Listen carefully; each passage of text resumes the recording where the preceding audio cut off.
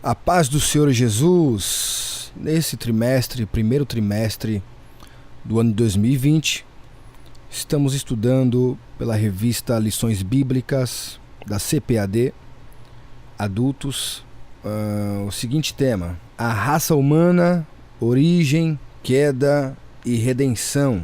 E hoje nós vamos avaliar um pouco a lição de número 2 do dia 12 de janeiro de 2020, que tem por título A Criação de Eva, a Primeira Mulher.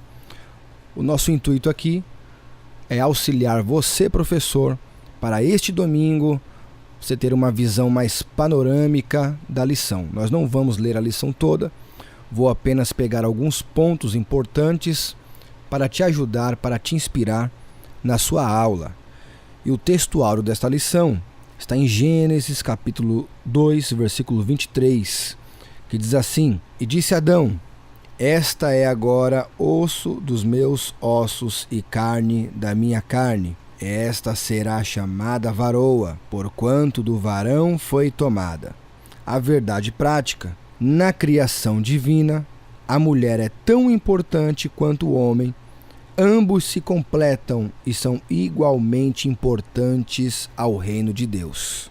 A leitura bíblica em classe está em Gênesis capítulo 2, versículo 18 ao 25. Lembrando a você, querido professor da Escola Bíblica Dominical, que toda semana nós teremos aqui um comentário sobre uma nova aula das lições bíblicas da CPAD.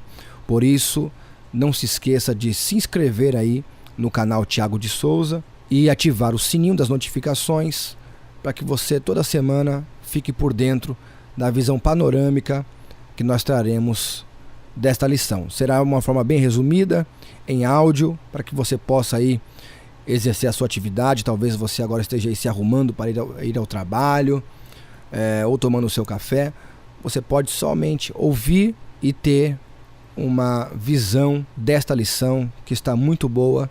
Esse trimestre está fenomenal. Muitas coisas importantes vamos aprender a respeito do homem. Lembrando que esse trimestre nós estamos estudando a teologia, ou melhor, o estudo do homem. Nós estamos estudando na teologia sistemática uma conhecida matéria como antropologia. Por isso, vamos para a leitura bíblica em classe de Gênesis capítulo 2, versículo 18 ao 25.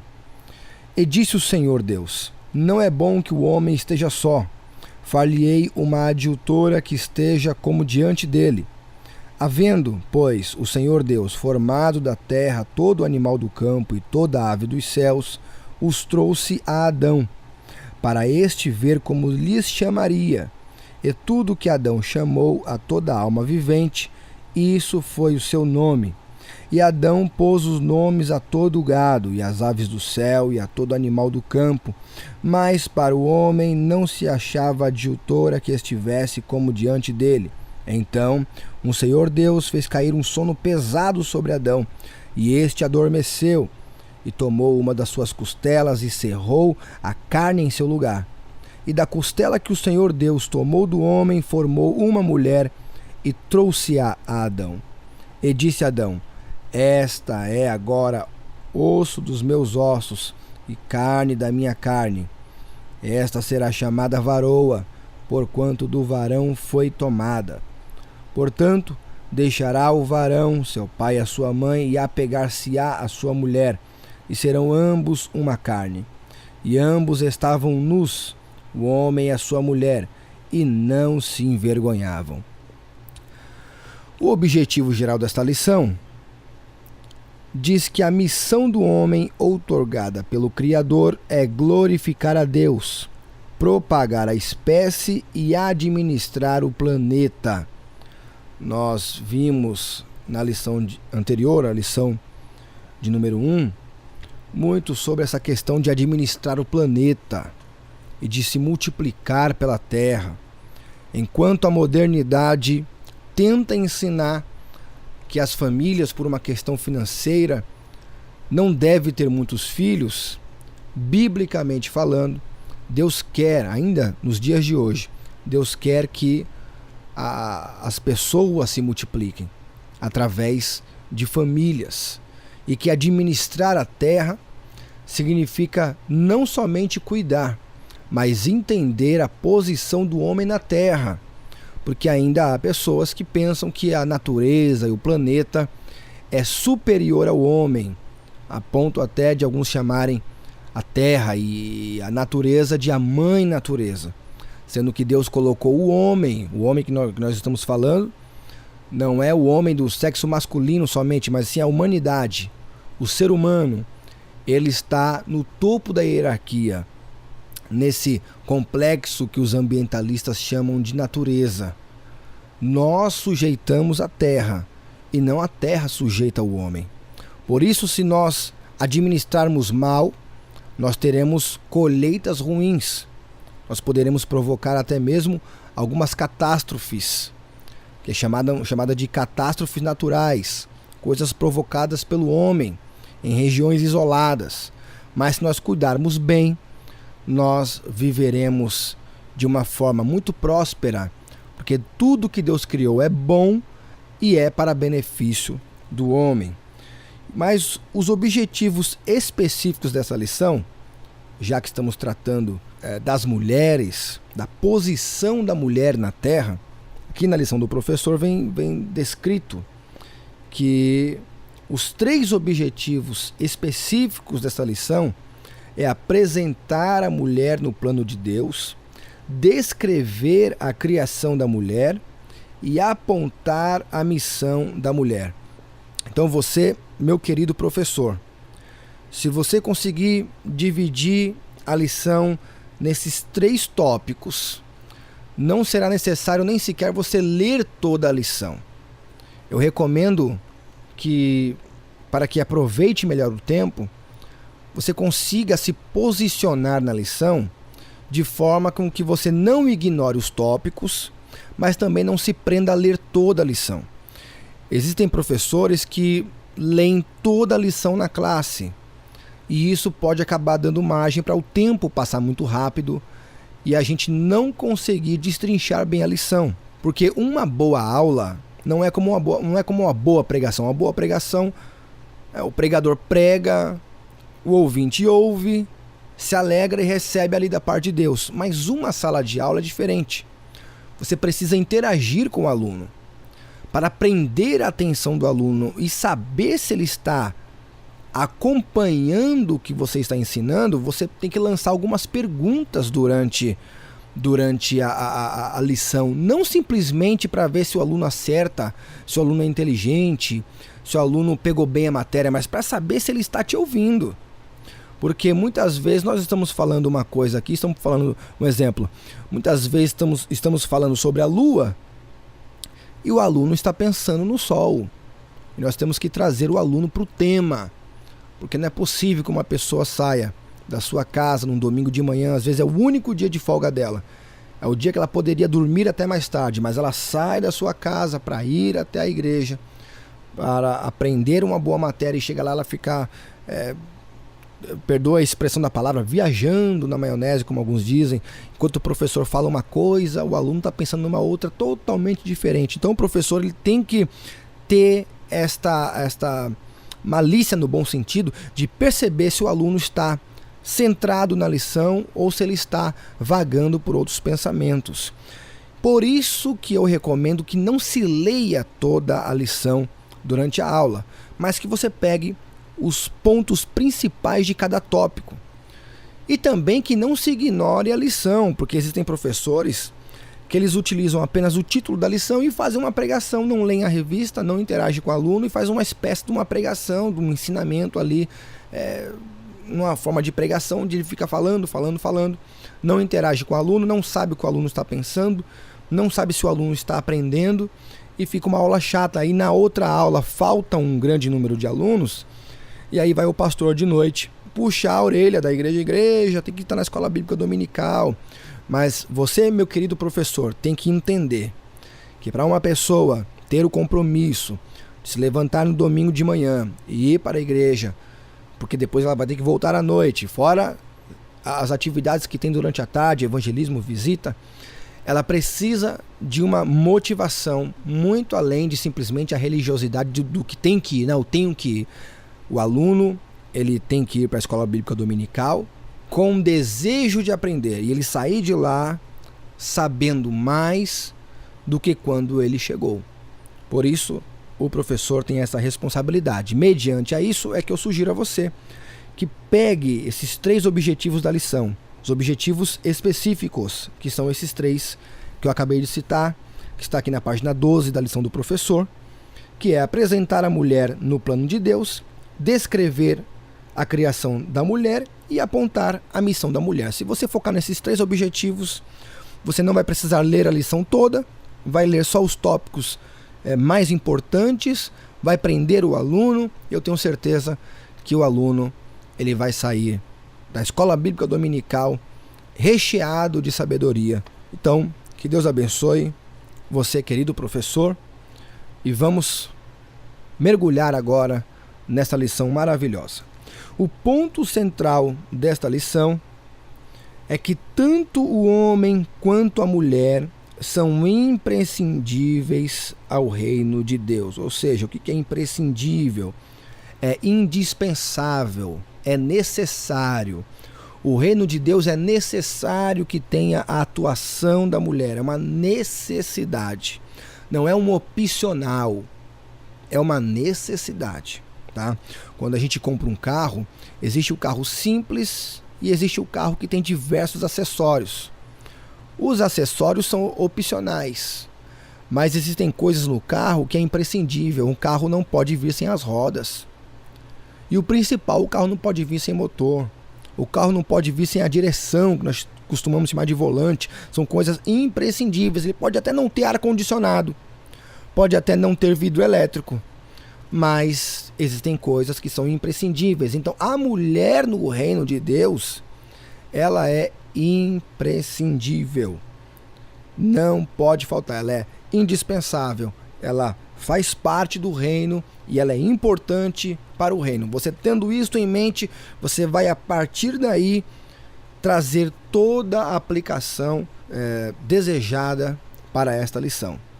Na introdução, diz que aos olhos de Deus, Eva era tão importante quanto Adão. Embora iguais, cada qual tinha uma missão específica a cumprir. Todavia, foi ao homem que Deus confiou a chefia do lar e o governo da igreja. Mas, para que a missão do esposo e do pastor seja bem-sucedida, a participação de uma mulher virtuosa e cheia do Espírito Santo é indispensável. O tópico primeiro é a mulher no plano de Deus. Aqui no subtópico 1, diz que a mulher já estava nos planos de Deus.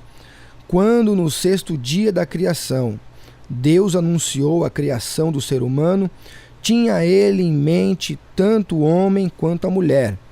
Sem esta ou sem aquele, a humanidade seria impossível. E isso está pautado em Gênesis, capítulo 1, versículo 26. Você pode até ler com a classe, pedir para um dos alunos fazer a leitura desse texto que não tem na leitura bíblica em classe.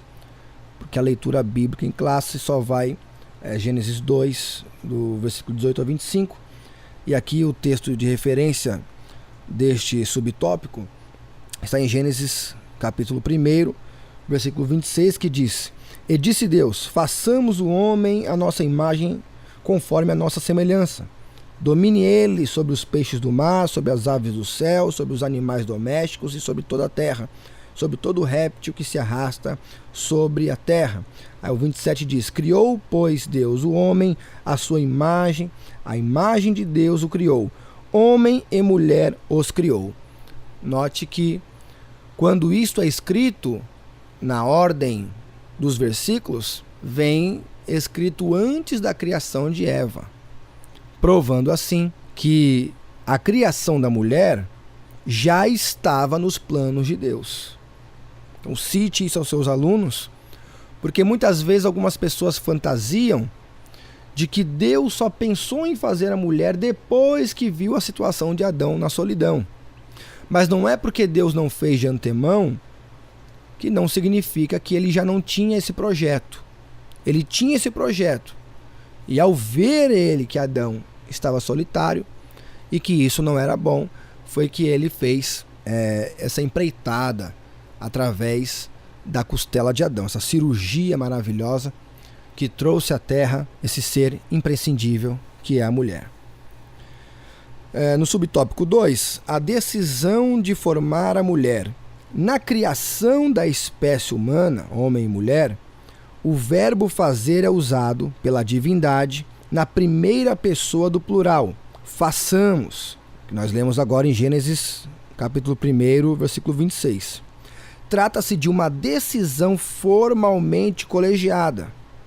Todavia, na formação de Eva, o Senhor usa o mesmo verbo agora na primeira pessoa do singular, no tempo presente, far-lhe-ei, realçando a iniciativa particular do Pai Celeste, sempre amoroso, solícito e atento às necessidades dos seus filhos.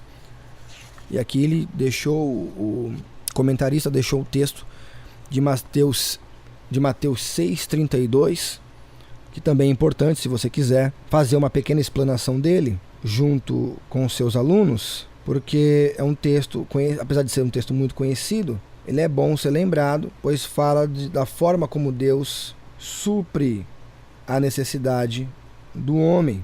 Mateus 6,32 diz: pois a todas estas coisas os gentios procuram, porque o vosso Pai Celestial sabe que precisais de tudo isso. Aqui o texto fala sobre a preocupação do homem, sobre o vestir, sobre o comer, enfim. A parte B do versículo que é o interessante, porque vosso Pai Celestial sabe que precisais de tudo isso. Então Deus sabia da necessidade do homem. O homem precisa da mulher. A mulher precisa do homem. Deus já trouxe o ser humano com este sentimento, com este desejo, com esta necessidade já original de fábrica. O homem já veio assim. Alguns homens tentam prorrogar, não querem casar. Outras mulheres também. Vem essa onda da mulher independente. Ela também muitas não querem casar, querem viver sozinhas, querem ser empoderada. Mas lá na frente, com o passar dos anos, sempre vem aquela solidão, mesmo que more com os pais ou com parentes. Sempre vem aquela solidão, aquela necessidade de ter uma pessoa fixa ali que te ame, que te abrace, que supra toda a necessidade que você precisa. E quem pode dar isso ao ser humano é somente Deus. Nós sabemos que nós costumamos dizer que não existe profecia para casamento, mas nós cristãos, principalmente nós pentecostais, nós oramos sempre antes de tomar qualquer decisão. E uma das decisões da vida, nós temos que orar e confiar em Deus, que Deus vai nos prover o melhor, é na escolha de um cônjuge. Seja a mulher escolher a pessoa que ela vai passar o resto da vida dela casada, ou seja mesmo o jovem que pretende aí conseguir uma varoa da parte de Deus. Sempre lembrando que depois da queda do homem, não existe nenhum ser humano perfeito. Então não vamos encontrar perfeição em ninguém. Existem defeitos que nós temos que tolerar de algumas pessoas. E com o tempo nós vamos ali aprimorando. Agora, existem defeitos de algumas pessoas que já servem de sinais para nós, para nos mostrar que esse relacionamento não vai dar certo. Então, ensine os seus alunos, querido professor, a buscar sempre o discernimento na hora de tomar uma decisão, de escolher uma pessoa a qual vai passar o resto da sua vida, porque o casamento é até que a morte o separe, para que Deus direcione a pessoa correta, porque isto é uma necessidade. Novamente, não vai aí entrar na lista dos opcionais. Ter um casamento, constituir uma família e ter filhos é uma necessidade, e Deus já colocou isso no sentimento humano, esse desejo de satisfazer essa lacuna que é casar-se e preencher este lado amoroso, sentimental que todo ser humano tem. Muito bem, aqui no A síntese do tópico 1 é: a criação da mulher não foi um ato improvisado de Deus, mas planejado desde o início. Tá? A mulher, uma pessoa necessária. Deixe isso bem claro para os seus alunos. O tópico 2 fala sobre a criação da mulher. Sempre lembrando, nós estamos aqui seguindo os objetivos específicos da lição. E sobre a criação da mulher, nós temos aqui 3 subtópicos, que é a primeira anestesia, a primeira cirurgia e a primeira engenharia genética. Os textos que falam sobre a forma como a mulher foi criada. O cuidado especial que Deus teve. Assim como o homem, Deus não fez através do haja, ele prontamente com suas próprias mãos fez e soprou sobre suas narinas. Deus, ele faz agora uma anestesia. Nós podemos até dizer que foi uma operação médica, mostrando que essa sabedoria que os médicos têm hoje, de conseguir transplantar um coração, um fígado, fazer uma cirurgia plástica, nada disso é tecnologia nova. E isso já foi inventado por Deus. Deus já mostrou isso na criação, que ele é o médico dos médicos, quando ele fez a primeira anestesia, porque lá em Gênesis 2:21 mostra que Deus coloca Adão para dormir. Essa foi a primeira anestesia registrada na história. Então, quando alguém perguntar quem foi o primeiro anestesista da história, Deus. Aqui na Terra, atuando aqui na Terra, Deus. Depois, ele fez a primeira cirurgia da história, registrada da história da humanidade, que é estando já Adão adormecido, Deus abre-lhe o peito e extrai-lhe uma das costelas. Em seguida, fecha-lhe a cisão com carne. Está em Gênesis 2:21. A cirurgia é bem sucedida, a plástica perfeita. Você pode aí ler com seus alunos Jó 5:18, que diz, pois ele faz a ferida e ele mesmo a liga, ele fere e as suas mãos curam. Olha que interessante a forma como Deus trabalha. Se Deus permitiu que a vida lhe abrisse alguma ferida, não se preocupa, esse Deus é o mesmo que vai fechá-la. Depois, a primeira engenharia genética. Olha que interessante, a primeira anestesia, a primeira cirurgia e agora a primeira engenharia genética, que é da costela extraída de Adão, o Senhor forma Eva, a primeira mulher. Aqui, como em toda a Bíblia, não temos nenhuma narrativa mitológica. Trata-se de um relato histórico, real e confiável. Apresente isso aos seus alunos, porque existe um segmento cristão, inclusive, chamado de judeus messiânicos. Se eu não me engano, o nome desse segmento é Congregação Israelita da Nova Aliança, que eles são judeus que acreditam que Jesus é o Messias, Yeshua é o Messias, que eles recebem Yeshua como o Messias verdadeiro. Eles ensinam que o Gênesis, a história do Gênesis, não foi uma história real, e sim uma história simbólica, apenas para nos mostrar uma lição moral e ética de como Deus criou todas as coisas. Mas nós, cristãos pentecostais, temos que sempre ter a primeira regra importante da hermenêutica, que é interpretar primeiramente de forma literal o texto. Simbologias vêm a reboque. Primeiramente, quando nós lemos um texto, o nosso cérebro ele vai captar a sua literalidade, ou seja, ele vai interpretar o pé da letra. Depois de interpretar o pé da letra, que você vai avaliar onde está a simbologia, onde está a alegoria do texto. Então, registrando, deixando isso de fato, se algum aluno levantar a mão e perguntar, ou se você permitir que algum dos alunos comente, lembre-se de deixar bem claro que o Gênesis foi um fato real e que aconteceu. Esse texto mostra o registro de Deus fazendo a primeira anestesia, a primeira cirurgia e a primeira engenharia genética, que é pegar a costela do homem, da costela do homem, ele transformar um outro ser, um ser semelhante, um ser da mesma espécie, que é a mulher, um ser tão necessário para nós, que tem a mesma importância do homem, no sentido masculino ou feminino, macho e fêmea. A fêmea tem a mesma importância que o homem no reino de Deus, no planeta Terra, como em sociedade.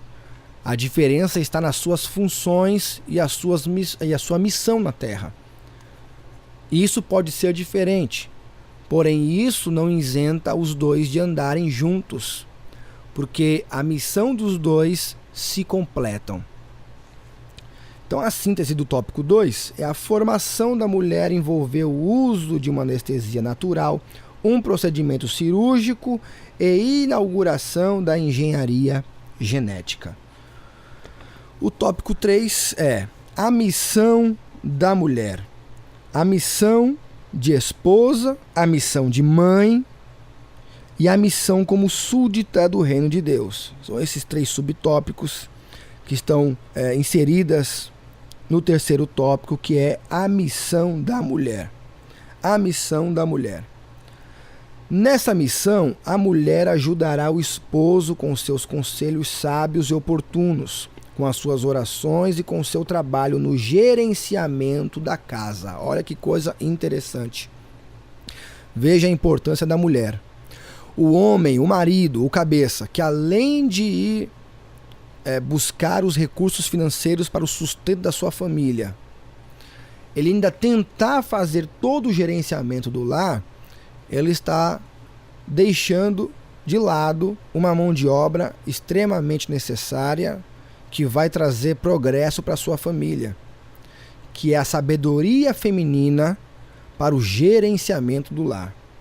Você já percebeu? Você que é homem, se você é professor homem que está me escutando, você já percebeu? Se você for casado, você vai saber muito bem o que eu estou falando. Você já percebeu que quando a nossa esposa é uma mulher de Deus, uma mulher sábia, e nós a contrariamos num conselho de gerenciamento do lar, e a contrariamos e tentamos fazer tudo do nosso jeito, lá na frente a gente acaba descobrindo que a mulher tinha razão? Já percebeu que a mulher acaba sempre tendo razão no final? É porque Deus deu a ela esse dom do gerenciamento da família, esse gerenciamento administrativo, que implica também na educação dos filhos, que é o que nós vamos ver um pouquinho mais à frente. Se você quiser, junto com seus alunos, você pode estar lendo também Provérbios 31 e analisando. Apesar de ser um texto um pouco grande, você pode abrir aí um precedente, dependendo de como a aula está sendo conduzida, e fazer alguns comentários sobre Provérbios 31. Porque a missão da mulher, além de ser uma missão de esposa, que é aquela que vai aconselhar o marido, torcer pelo marido, dar uma opinião produtiva para o marido, e quando for necessário até uma crítica construtiva para o marido. O que é uma crítica construtiva? Crítica construtiva é a crítica com argumentos, com base na realidade, com base bíblica. Por isso que é bom a mulher sempre conhecer Bíblia também, com base nas experiências de que certas decisões que o marido pode tomar trarão resultados ruins lá na frente. A mulher, ela tem uma visão de algumas coisas que é preciso ter um pouco mais de emoção e sentimento para enxergar. Às vezes nós homens, nós enxergamos tudo de forma muito exata. 2 mais 2 são 4 e pronto, acabou. Mas às vezes a mulher consegue enxergar números que nós não estamos vendo.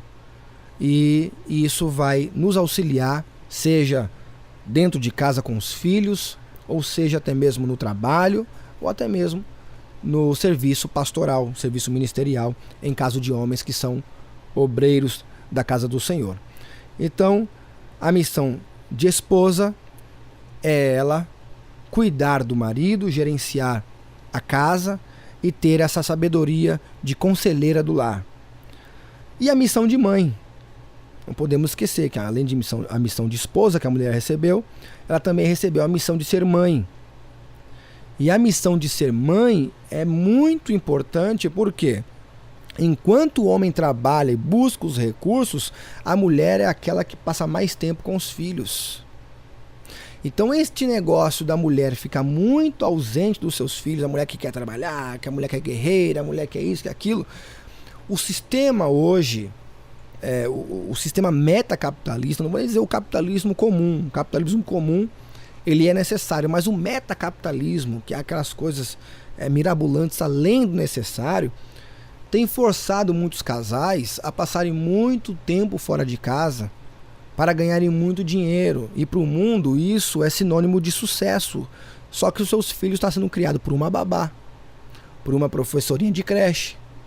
E não é esta a missão que Deus deu para nós. Deus deu a missão para nós cuidarmos, apacentarmos a família, nós homens, e a mulher gerenciar as questões do lar e educar os filhos, estar próxima dos filhos, tá?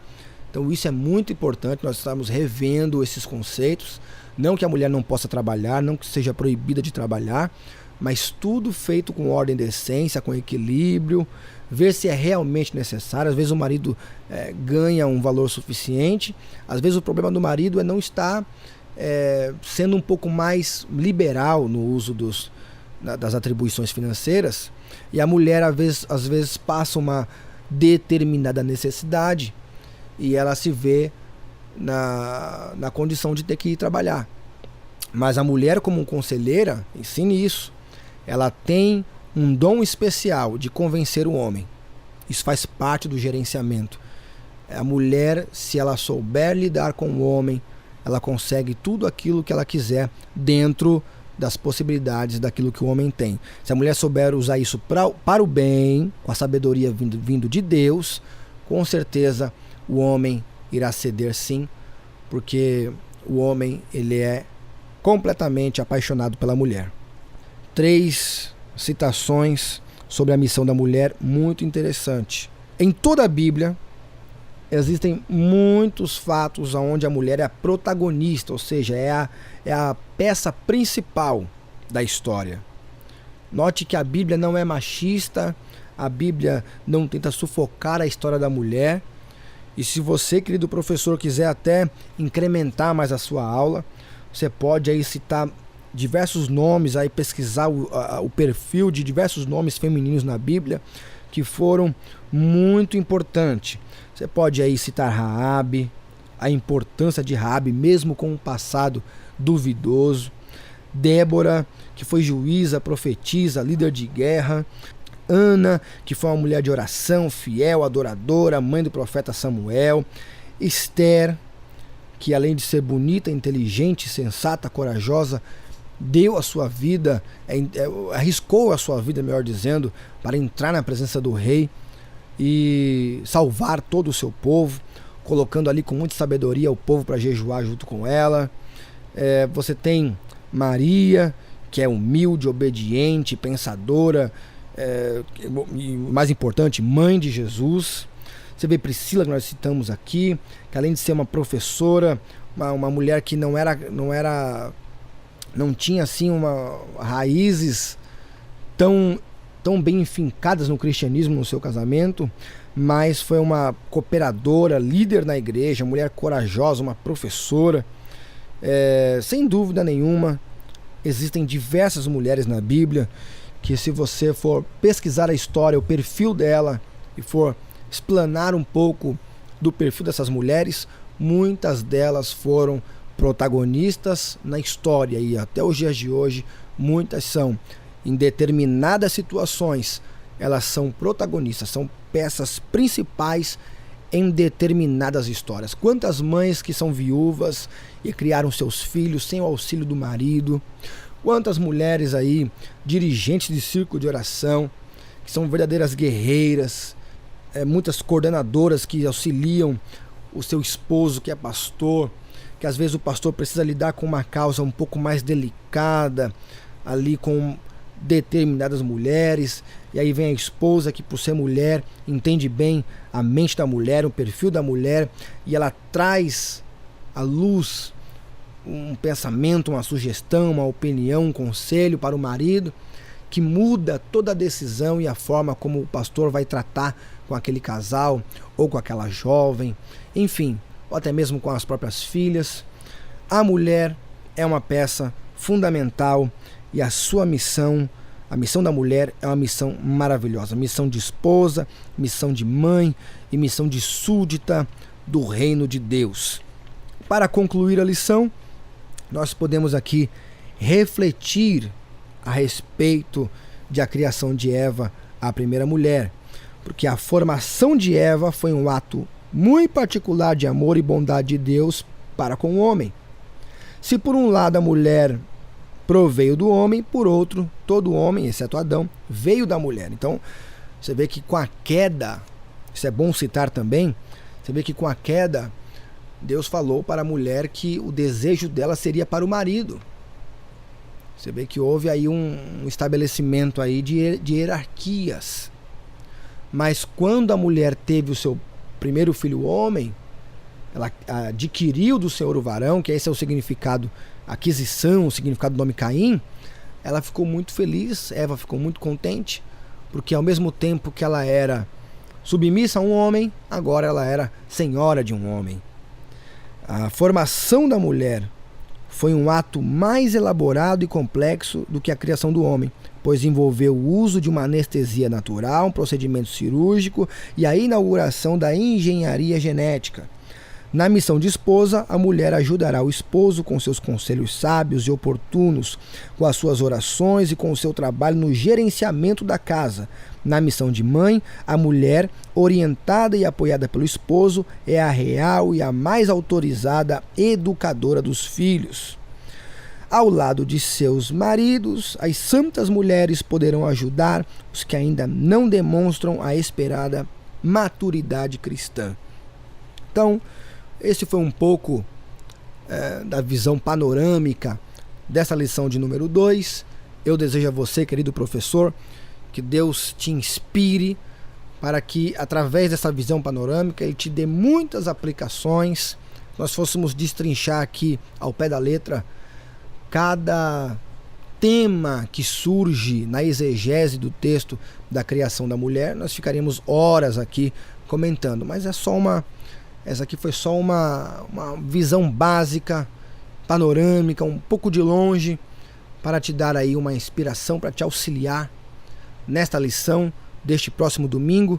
Que Deus seja contigo e até a semana que vem. Na próxima semana, na próxima sexta-feira, já terá aqui disponível a visão panorâmica da lição número 3, que é a natureza do ser humano. Este assunto vai ser um assunto extremamente, vamos dizer assim, bombástico, e é necessário que você se inscreva no canal, ative as notificações para que quando este vídeo for publicado, este áudio melhor dizendo, você possa ser notificado e acompanhar. Eu tenho certeza que isso vai acrescentar a sua sabedoria, ao seu conhecimento. Você já é professor, você já tem conhecimento, com certeza já tem uma bagagem. Este comentário que a gente faz aqui é só uma pitadinha de sal naquilo que você já sabe, tá bom? Qualquer dúvida, deixa aí nos seus comentários que nós vamos responder antes mesmo do domingo. E eu tenho certeza que Deus vai te usar muito, querido professor, querida professora, neste domingo que virá. Deus o abençoe. Aqui quem vos fala é o ministro da Assembleia de Deus da Baixada Santista, Tiago de Souza.